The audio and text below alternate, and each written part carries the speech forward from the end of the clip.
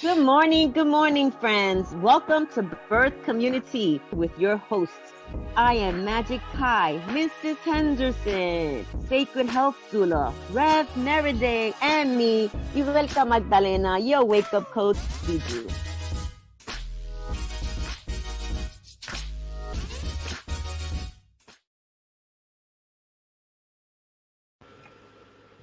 Hey, friends. Good morning, good morning, good morning. It's Tuesday, the last Tuesday of February.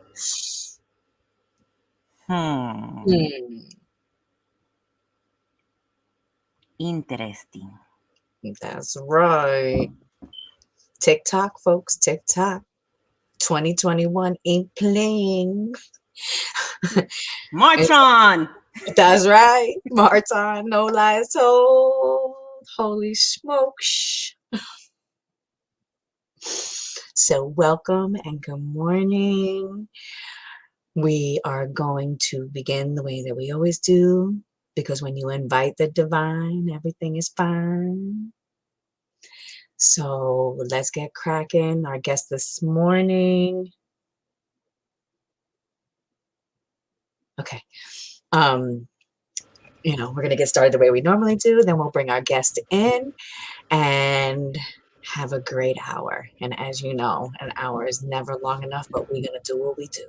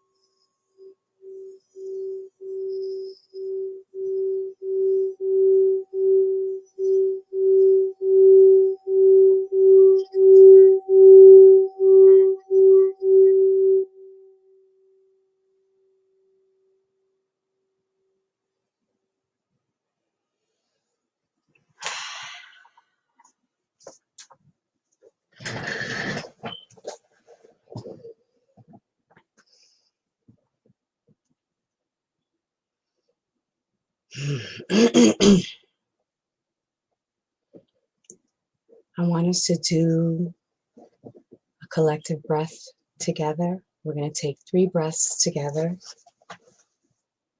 And so I want you to inhale for 4, hold for 7, exhale for 8. And we're going to do that 3 times. So inhale, hold,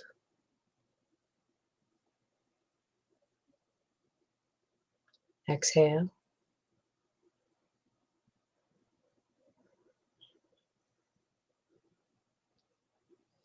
again, inhale, hold,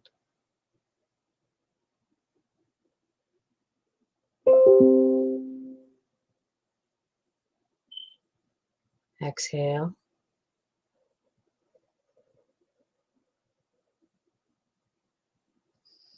Again, inhale.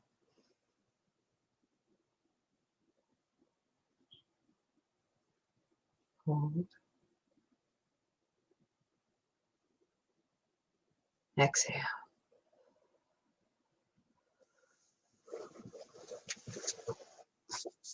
So today's prayer for February 23rd, prayer for attracting love. This can be self-love, love, business love, life love, baby love, love, universal love, family love. But oftentimes we block ourselves from receiving love. And they always say that love is the answer, right? Throw more love at it. And the way to do that is to be a magnet for love. So let's call that in. Because love is the answer. Love brings abundance, brings forgiveness, brings hope, it brings fortitude, brings patience. Love brings so much, and so much of the world is shut off to love. So learning to be in a heart space, open-hearted, instead of close-hearted because we've been hurt a lot, especially when we decide to love. So with that being said, Archangel Metatron. And if you don't know who Archangel Metatron is, he's pretty cool. He drives a Merkaba and he cruises the cosmos. And a Merkaba is like our cosmic vehicle. It takes us where we want to go, in our divine presence, in our crystalline presence, in our Christ-like presence. And when we want guidance about the divine blueprint, the sacred geometry of all that is that we are, we talk to Metatron because he's the dude. He's got it. So, Archangel Metatron. At times, I feel so lonely and isolated. I long for romance and love. I fear this will never happen. Please help. I take a deep breath and connect with my unending flow of love and boundless joy. As I tune into this energy, my soul emerges, and I am bathed with peace and tranquility. I begin to remember the powerful creator that I am, and my ability to choose again. The love that I am so desperately seeking outside of myself does not exist, because I am not separate from that love. I am that love. And as I turn toward my soul, as I turn inward, my soul reminds me that I already have that which I want. The beauty of love emanates from my soul. I become like a love magnet, attracting many opportunities and experiences to share my love with others who are like-minded and overflowing with this magnetic energy. I am love. I am loved. I am fulfilled and connected with all that is. The universe, God, and the angels have heard my call to experience myself as love, and people and opportunities are being put into place now for this truth to be revealed. Amen aho ashe. Amen aho ashe. Amen aho ashe. And so it is.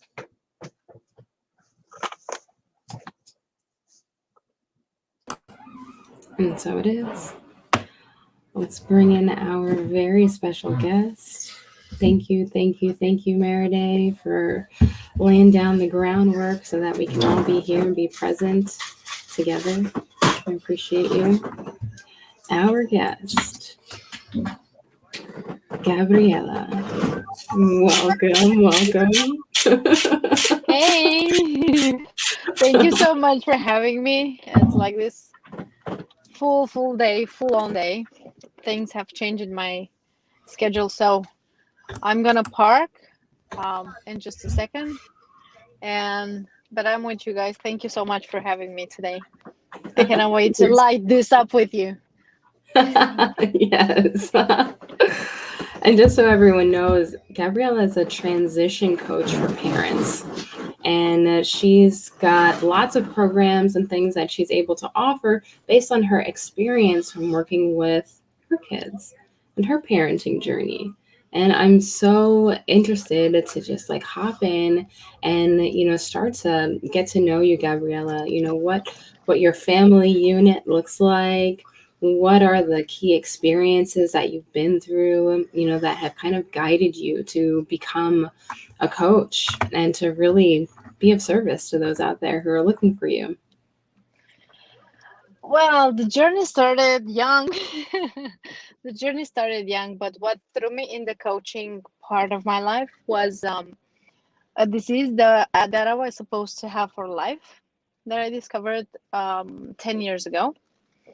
And when no one could give me any answer that I was looking for, because that was not my plan for the rest of my life, I started to find answers on my own, thinking that when I'm going to be 80, I don't want to look back and think I would have, could have, should have. And so in 2 years, I was healthy, like 100%. And I've only seen the doctor when I gave birth to my son, because very soon afterwards, I became pregnant with my son. And life, I had no idea what life had in store for me back then. I would never said yes if I knew, but hey. And I had my son, and everything changed for me in that moment, because I was this high achiever, corporate, like the stereotype. I was this high achiever, knowing how to get things done like all the time. And then I became a mom, and I had no idea what am I doing. I realized that kids don't come with an instruction manual. And I'm here in my country. I'm from Romania. We have 2 years maternity leave, which could sound like a blessing, but it's actually a blessing in disguise, because it takes a village to raise a child. But the fact is that here for 2 years you are locked up in your apartment with a newborn.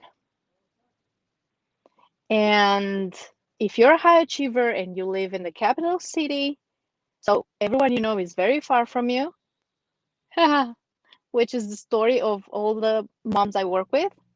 Like, they're high achievers, away from home, away from loved ones.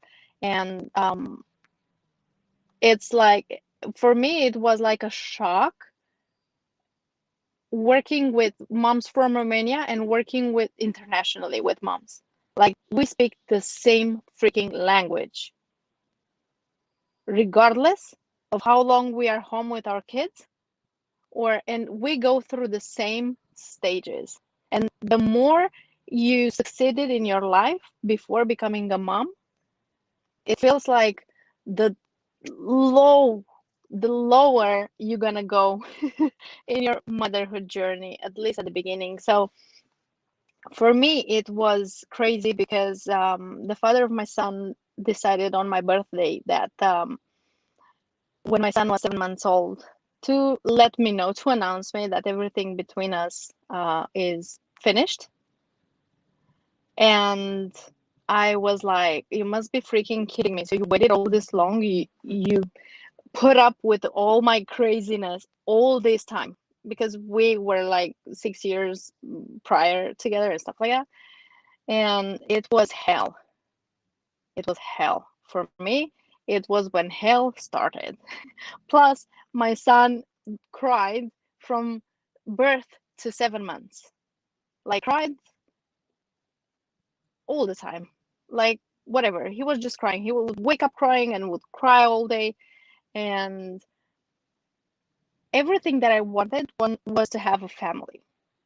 I come from a different background, in the sense that when I was born here in my country, it was the communist era, and it was prohibited to have an abortion. So I was one of those kids that the mother had to have, because otherwise the police would track her down, because some nurse uh, went to the police because she figured out, she talked to the doctor to terminate pregnancy, and she went to the police, and when she came in for the appointment, the police was there, and a commission of doctors and stuff like that, and she had to have me. So this is how I used to laugh about it and say that I jumped the fence in this life. So it was like that. And so as you can imagine, my parents were not really cool with themselves. They divorced when I was 3, and I ended up in an orphanage when I was 11. So family, it was my one thing that I wished in this world. And all of a sudden, here I am, a mom with a child that will grow not with the parents together, and it was like my life's nightmare. And then I started to, things went even nastier, and even beyond what I could have ever imagined. I ended up divorced, homeless, and with a paper in front of me that was saying that I agreed to for my son to remain with his dad, because I literally had nowhere to go, had no money, and I was so broken that I could not function. I was sleeping over my friends' places for about 6 to 9 months, and I had this background with my disease. So I started to, my only goal at first was to find ways to release the anger, because I really pretty much hated everyone. By that point, I hated everyone involved. Like, I remember that my mom was calling me, and she was like trying to make me feel better, and I was like on the street screaming, and I was like, do you understand, I'm a motherless child? And so I started to look for peace, to find peace within myself, to release this anger and these emotions that were literally eating me alive. I got to the point where I tried to kill myself, and not only tried, I did it. And then I had an in-between life experience, and they told me, you should go back because you haven't even started what you went there to do. Funny, 9 months after that moment, I started to work as a coach with mothers, even though coach for mothers was the last thing I would do. So it started with this weaning breastfeeding process. That was my first coaching line with mothers, because I was a lactation consultant and I had to stop breastfeeding my son, and I had no idea how to do that. But I felt like anger even towards him, and I was like, no, this should not be like this. I need to stop this. And then, being a lactation consultant, I understood that it's a very big loaded emotional charge when it comes to stop weaning breastfeeding, regardless of the age of the child. And no one knows how to do that, and no one knows how to support a mom like that, because if you don't have a therapy like background, you cannot be there for her. And sometimes it goes throwback Thursday to to past lives before, to heal something and be able to move on, because it's like the I call it the category of pain travels through families until somebody decides to freaking feel it and face it. And sometimes you go like that. So this program of mine is what brought me back to life. I was working with Wow, moms. you must be some coach, Gabriela. I have to jump in, and like I have to say something, because I hear you talking and like my hairs are standing up, my head is spinning. I'm muting myself so I don't make sound effects, as not to disturb you, but I had to jump in because I'm looking at your bio and you're like transition coach for parents and weaning breastfeeding. And it's like, that's a loving way to separate from your child, to wean. Yes. And then through your story, it wasn't so nice. So you have all these experiences and all these spidey senses I know that you how can it help feels. somebody else. Yes. Exactly. I tell them when they come to me, I tell them, in all my programs, I have unlimited support. And sometimes, you know, in this coaching business, I'm working now with a business coach, and she was like, "Are you crazy? How do you go with that?" And I'm like, "Honey, maybe it doesn't make sense from a coaching template perspective, business development, but what I've learned because it's been almost 5 years since the moment I've started till talking to you today. Joy and peace and inner peace and abundance and everything you want, material or not, comes from the joy and the happiness that you generate in people. And when you know what you're doing, when you're not a coach that read to, I don't know, when to, how do you call that guy, that famous guy? You're expecting. Yeah, when you go to a coaching training and you read 3 books and then you call yourself a coach, yes, you need that template of a business coach strategy because it works like that. But for me, it's like it's sacred. What I do is sacred.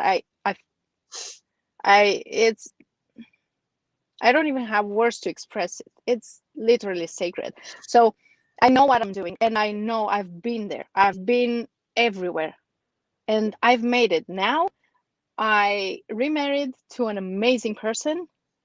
I bought myself a house, like the first house ever. And before that, I was making a lot of money because I work for HP, for Oracle, for all these big companies. And I was making a lot of money, but my mentality was so poor. And I was lying to myself. And through lying to myself, I was lying to everybody else. Because even my first husband, like it takes two to tango. He did not do that all by himself. I allowed him to do that. I went there and just never took care of myself, never took responsibility for myself or for my money or for my future or for anything. Like it was the right thing to do. For him, it was like he found the wallet in the street. He And just it's picked it cool up. that you said that about the wallet in the street, because it goes back also to what you said about your coaching. You know, when you're going to go, you know, as a coach, speaking to another coach, we all are. When you coach somebody and it's about money, it takes different steps. When you're coaching somebody and it's about hard work, it's a totally different matrix, a totally different paradigm, totally different method of coaching. And it's not a one size fits all. You have to Exactly. coach the person in their hard work as they are and what they're And where willing to they're offer at, from their heart.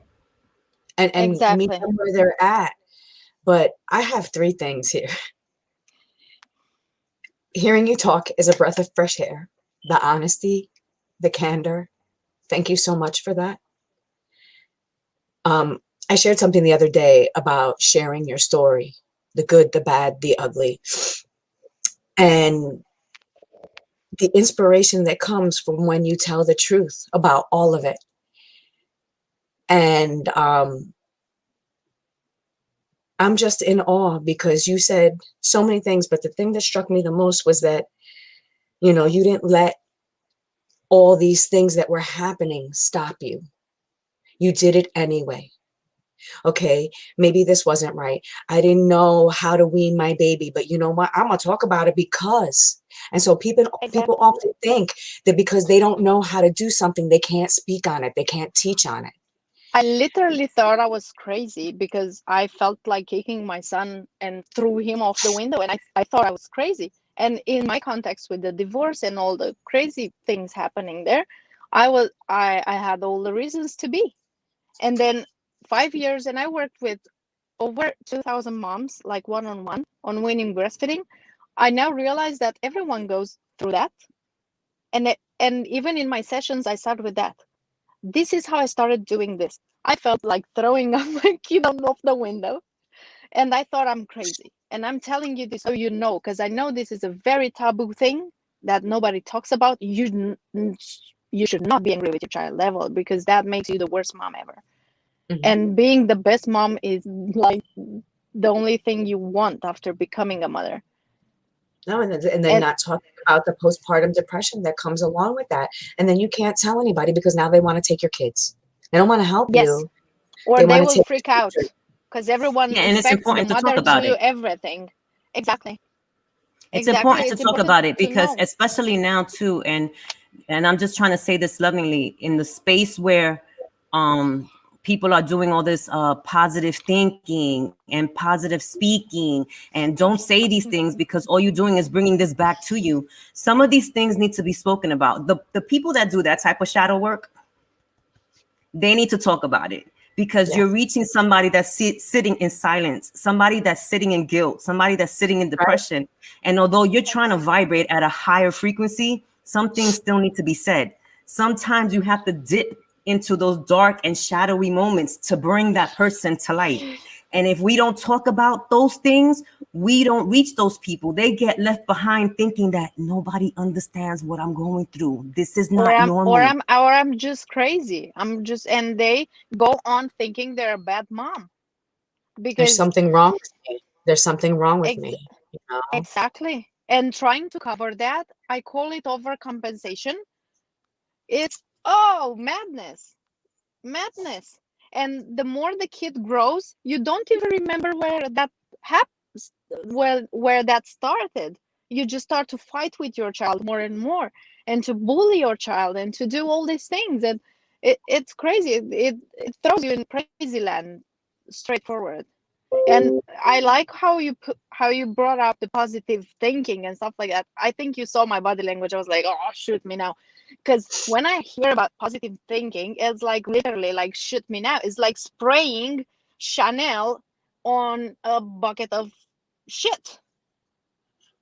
Clean the freaking bucket, because you're spoiling the Chanel and you're not gonna do anything with Exactly. the bucket. The bucket is Let's gonna clean the bucket smell. first.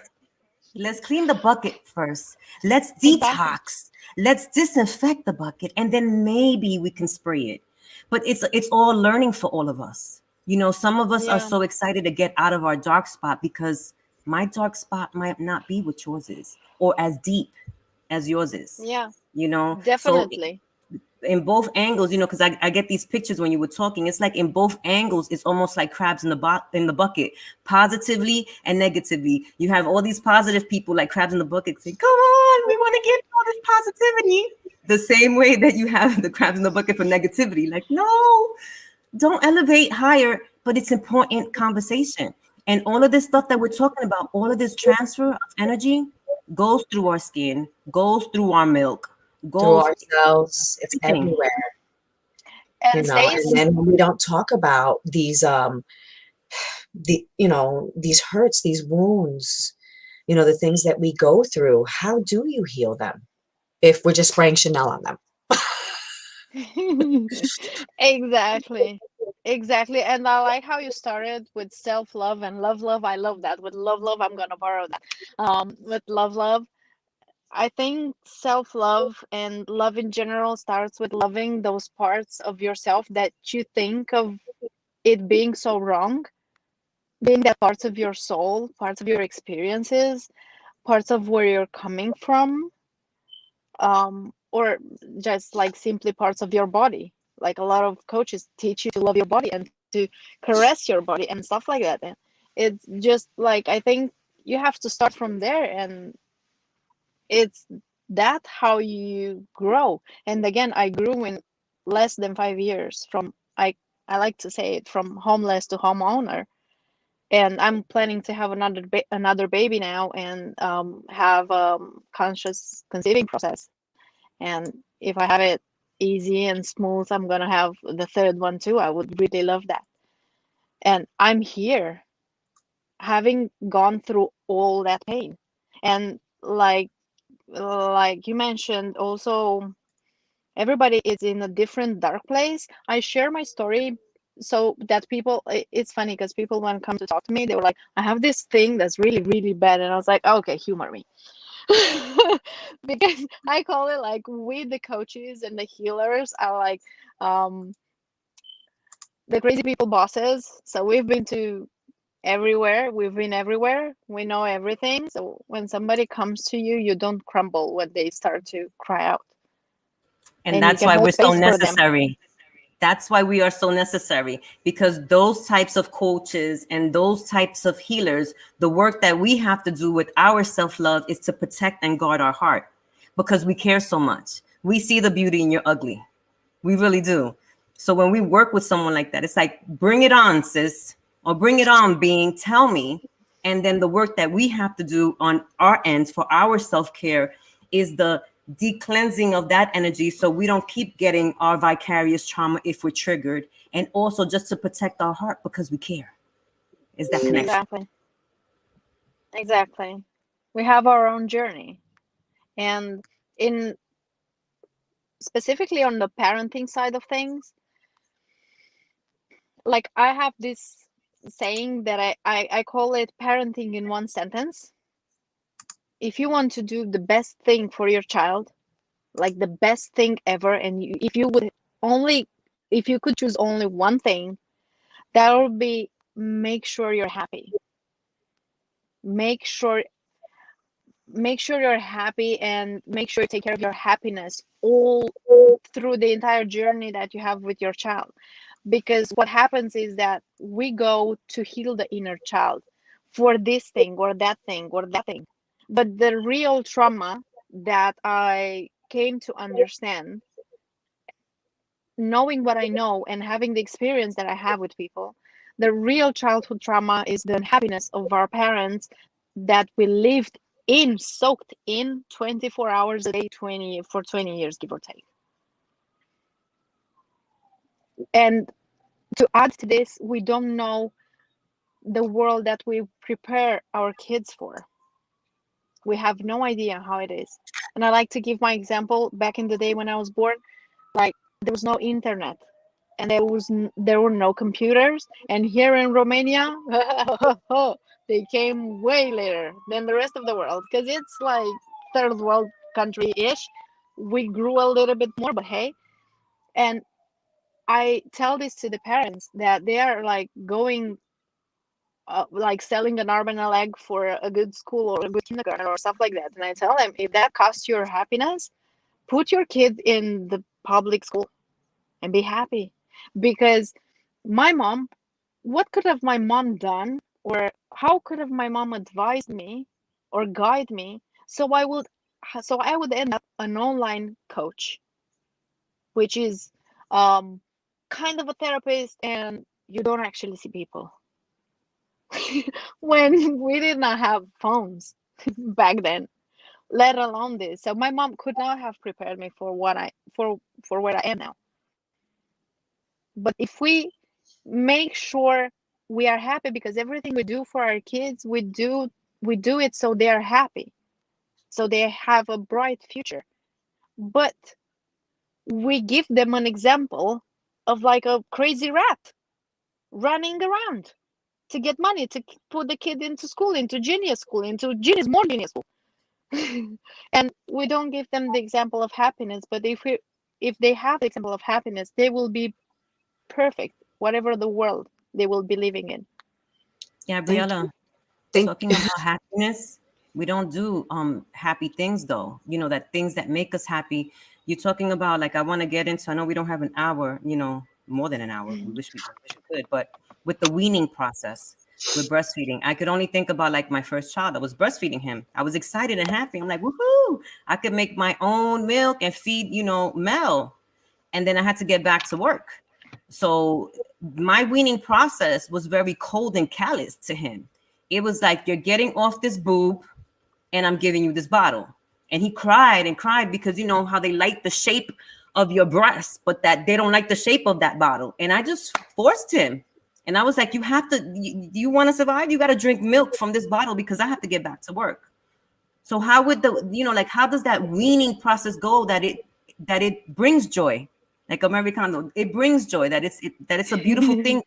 The separation, because, you know, a lot of people like the separation anxiety, that you separating, but you're doing it lovingly. How do you do that? You have a program. How do you do that? Yes. Well, it's a very interesting program. Why? And I'm really excited about it, because it's like my first program. It's like I'm so grateful for this program, because this program brought me back to life. And it's a program that is 95% about the mother. It's just 5% involving the child. If you go on the reviews on my Facebook page, you will see there people talking like, you don't understand, what the heck am I doing to them?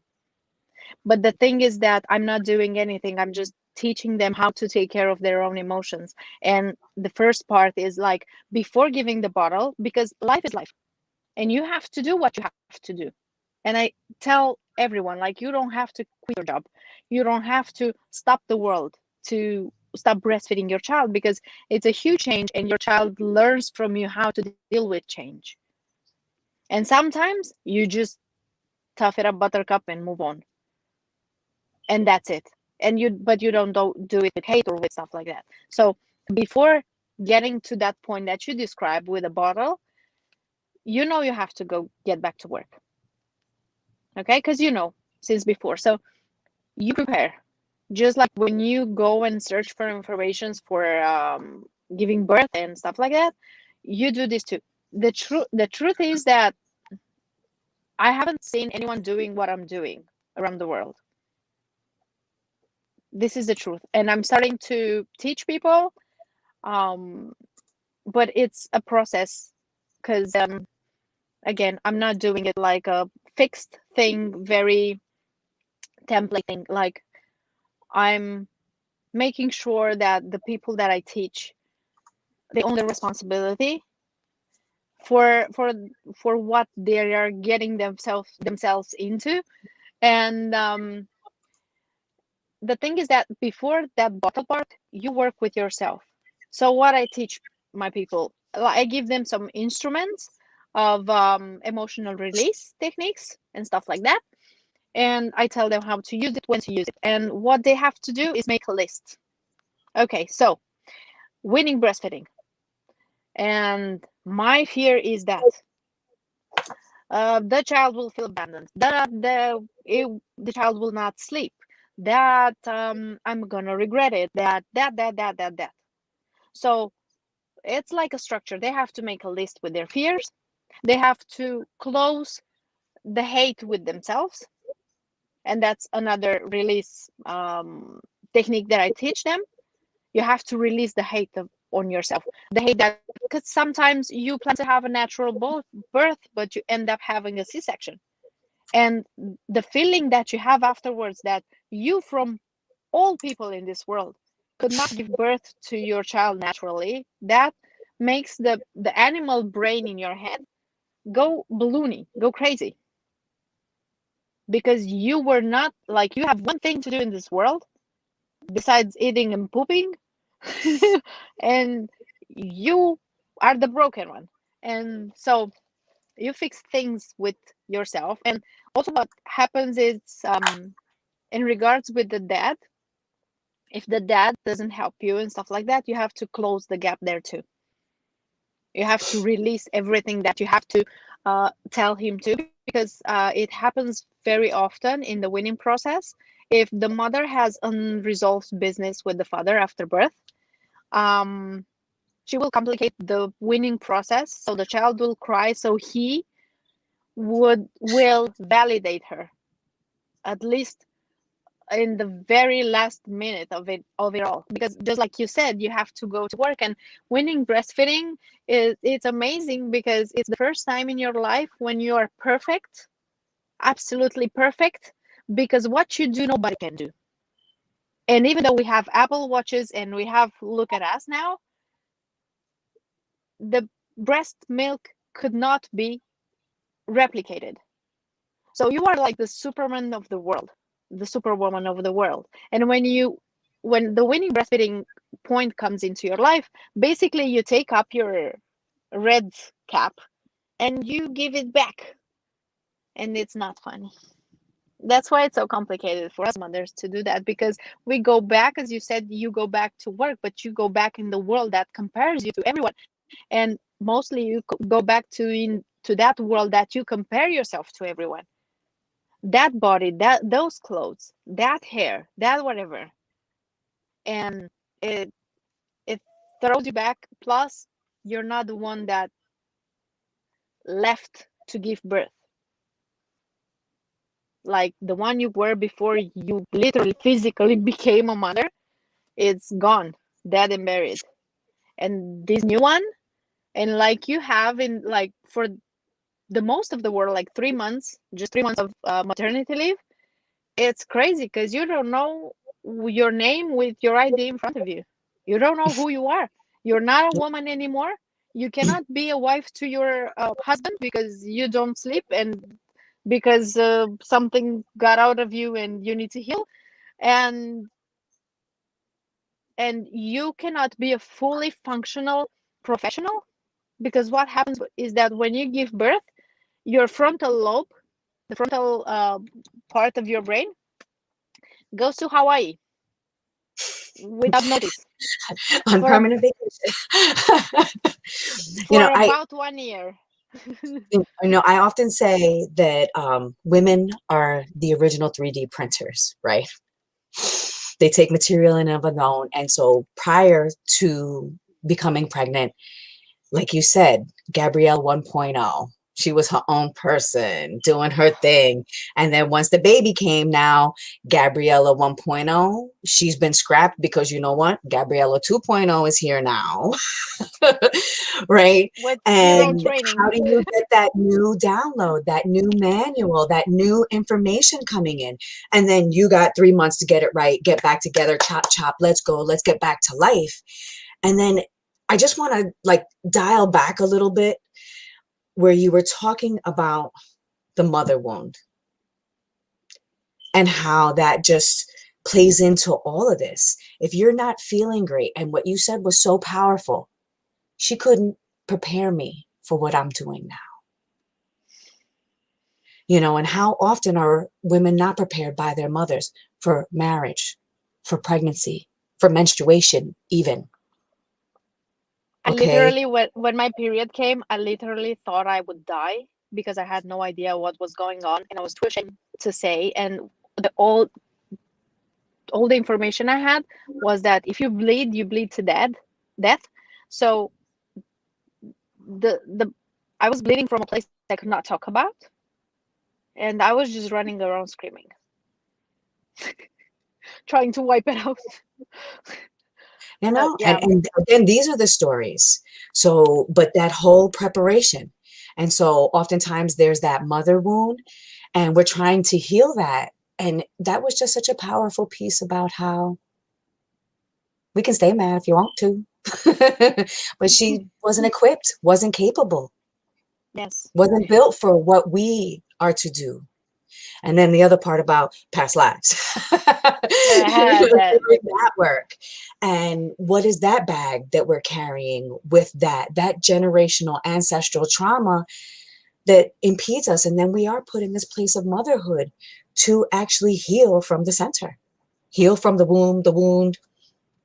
Yeah. However, and so how do we get this magic? So I just love how you were like, this struggle, watch, boom, nobody's doing it. I am.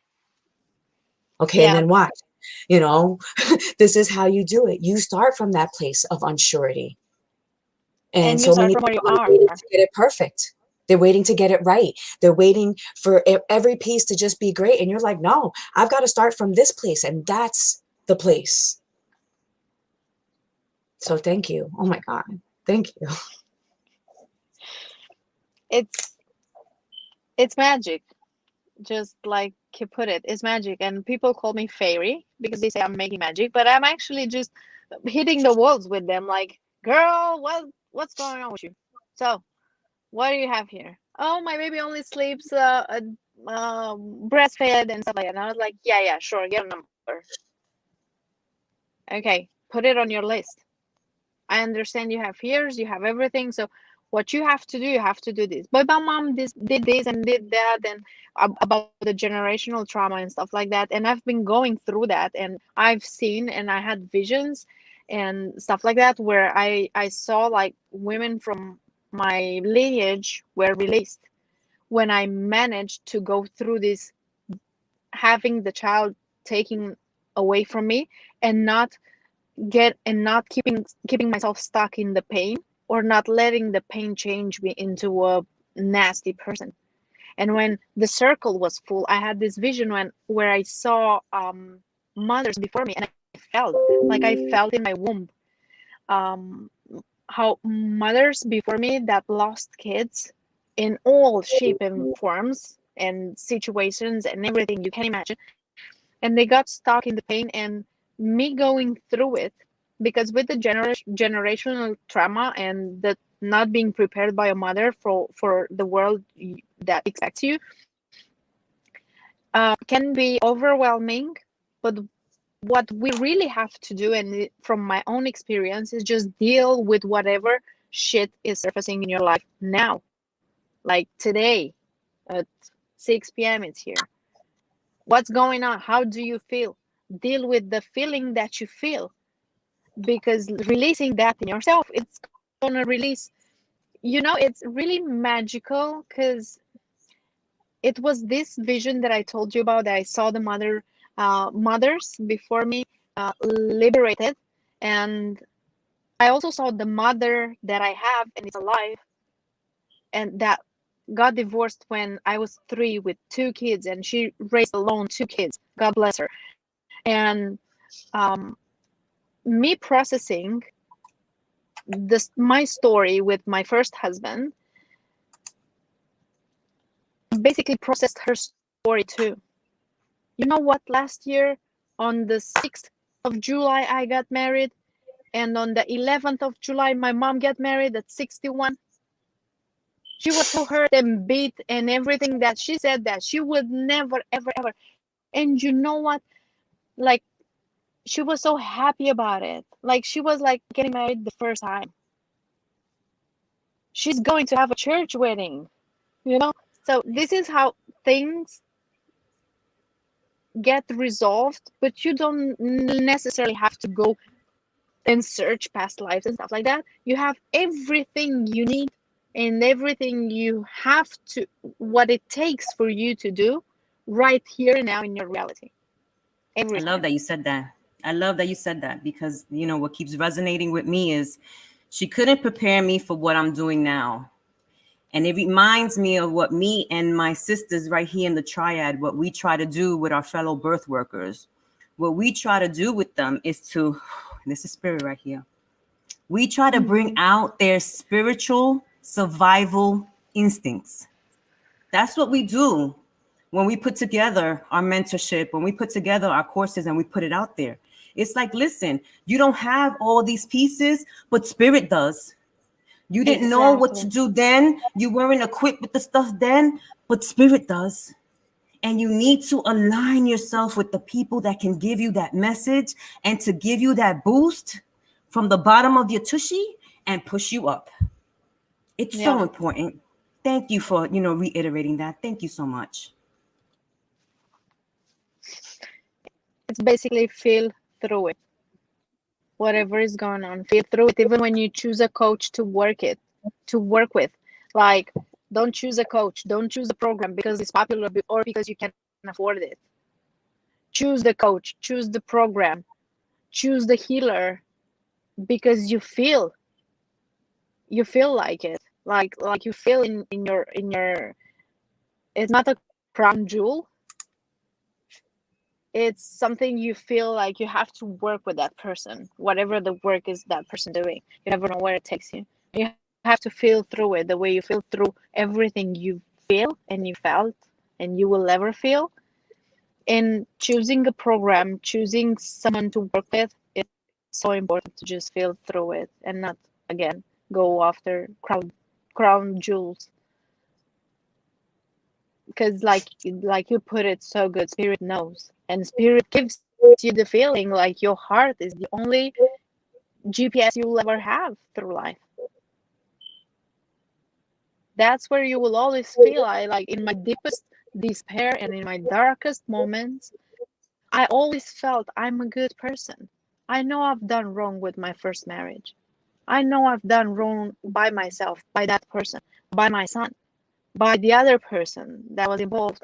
I know I've done wrong. I've done wrong in front of everyone, starting with myself.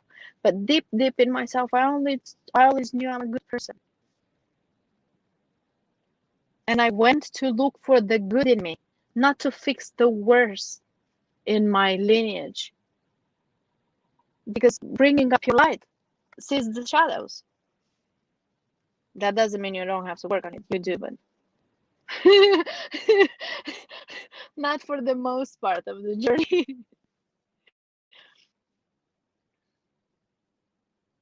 So that will be my perspective of what I'm doing and what is my experience with my own experience and with the people I'm working with and with the things that I came here in the world to do. And it was really an honor and a privilege to be here with you today. And I did not know exactly. I had to move something into my schedule because I was a little bit like falling from the moon. I was in Peru for Christmas and New Year's in the jungle, doing ayahuasca, and the integration process. It was really intense. The integration process is still going on. So I was a little bit like fell from the moon.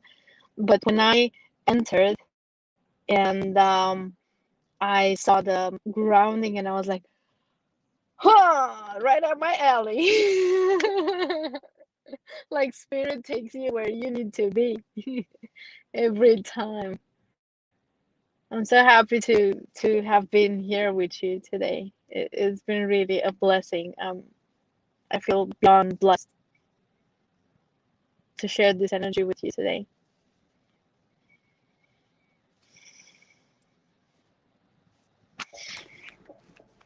Thank you so much for being here. Thank you to everyone who's watching with us. We appreciate you. We see your comments. And we're so happy to be able to have this dialogue and to continue exploring and being together.